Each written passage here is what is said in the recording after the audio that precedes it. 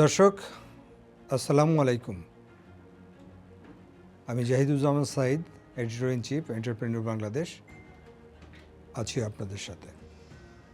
দর্শক, বাংলাদেশের অর্থনীতি একটি উচ্চ গতিসম্পন্ন সচল ইঞ্জিন, আর সেই ইঞ্জিনের প্রধান জ্বালানি তৈরি পোশাক শিল্প বা আরএমজি সেক্টর। গত 5 দশকে এই শিল্প শুধু বৈদেশিক মুদ্রা অর্জনের মাধ্যমে নয়, এটি হয়ে উঠেছে বাংলাদেশের গ্লোবাল ব্র্যান্ডিংয়ের প্রধান স্তম্ভ। কিন্তু আজ এই শক্তিশালী ইঞ্জিনের ভেতরে নিঃশব্দে ঢুকে পড়েছে আসলে এক গভীর সংকট। সাভার, আশুলিয়া এইসব শিল্পাঞ্চল দেশ গার্মেন্টস শিল্পের প্রাণকেন্দ্র, কিন্তু এই অঞ্চলে বিরাজ করছে একটি থমথমে অনিশ্চিত পরিবেশ। দর্শক, এটি এখন বাংলাদেশের গার্মেন্ট শিল্পের বাস্তব চিত্র। আশুলিয়ার জামগড়া এলাকা, এটি একটি আন্তর্জাতিক মানের কারখানা, যা একসময় ছিল আধুনিক স্থাপত্য, পরিবেশ বান্ধব এবং মানবিক ব্যবস্থাপনার এক অনন্য উদাহরণ। আজ সেই প্রতিষ্ঠান দাঁড়িয়ে আছে ধ্বংসস্তূপের কিনারায়। এটি কোনো সাধারণ ব্যবসায়িক ব্যর্থতা নয়, এটি একটি পরিকল্পিত সংকটের ইঙ্গিত। দর্শক, তদন্তে উঠে এসেছে একটি সংগঠিত চক্রের কার্যক্রম, যা পরিচিত হয়ে উঠছে সেভারেন্স পে সিন্ডিকেট নামে। এই চক্র প্রথমে সাধারণ শ্রমিকের ছদ্মবেশে ফ্যাক্টরিতে প্রবেশ করছে। কিছুদিন পর ইচ্ছাকৃতভাবে তৈরি হচ্ছে বিশৃঙ্খলা।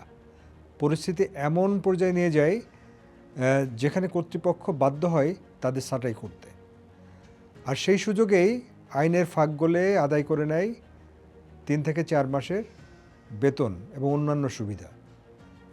এভাবেই একটি সুসংগঠিত প্রক্রিয়ায় কারখানাকে করা হচ্ছে অস্থিতিশীল। পরিস্থিতিকে আরও ভয়াবহ করে তুলছে মাদকের বিস্তার। ইয়াবা, ফেন্সিডিল, এই নেশাগুলো তরুণ শ্রমিকদের একটি অংশকে ঠেলে দিচ্ছে হিংস্রতার দিকে। সম্প্রতি একজন জেনারেল ম্যানেজারকে দিনের আলোতে প্রকাশ্যে নির্মমভাবে পেটানোর ঘটনা এই সংকটের প্রতিচ্ছবি। দর্শক, সবচেয়ে উদ্বেগজনক বাস্তবতা হলো মাত্র 2% বিপদগামী ও পেশাদার অপরাধী গোষ্ঠী বাকি 98% শান্তিপ্রিয় ও পরিশ্রমী শ্রমিকদের জিম্মি করে ফেলেছে। আজ পরিস্থিতি এমন যে ফ্লোর ইনচার্জ বা কর্মকর্তারা কাজের গতি বাড়ানোর নির্দেশ দিতে ভয় পাচ্ছে, কারণ যে কোনো সময় উঠতে পারে মিথ্যা অভিযোগ বা ঘটতে পারে হামলা ও ভাঙচুর। দর্শক, এটি শুধু শ্রমিক অসন্তোষ নয়, এটি একটি গভীর স্ট্রাকচারাল ক্রাইসিস, যেখানে আইন, শৃঙ্খলা এবং ব্যবস্থাপনা সবই একসাথে চ্যালেঞ্জের মুখে। এই সংকট যদি এখনই কার্যকরভাবে মোকাবেলা করা না যায়, তাহলে ঝুঁকির মুখে পড়বে আমাদের অর্থনীতি, বিদেশি বিনিয়োগ এবং বাংলাদেশের আন্তর্জাতিক ভাবমূর্তি। বাংলাদেশের গার্মেন্টস শিল্প আমাদের গর্ব, আমাদের শক্তি, কিন্তু এই শক্তিকে যদি ভেতর থেকে দুর্বল করে দেওয়া যায়, তাহলে ক্ষতিটা হয় সবার। দর্শক, এখনই সময় সমন্বিত উদ্যোগের, কঠোর নজরদারি এবং কার্যকর নীতিগত সংস্কারের। দর্শক, এতক্ষণ ছিলাম আমি Jahiduzzaman Saeed, editor in chief, entrepreneur Bangladesh, আপনাদের সাথে। আপনার কাছে প্রশ্ন রাখতে চাই, আসলে এই সমস্যার সমাধান কোথায়? আমরা যদি একটি বাস্তব সমাধান এখনই খুঁজে বের করতে না পারি, তাহলে অনেক দেরি হয়ে যাবে।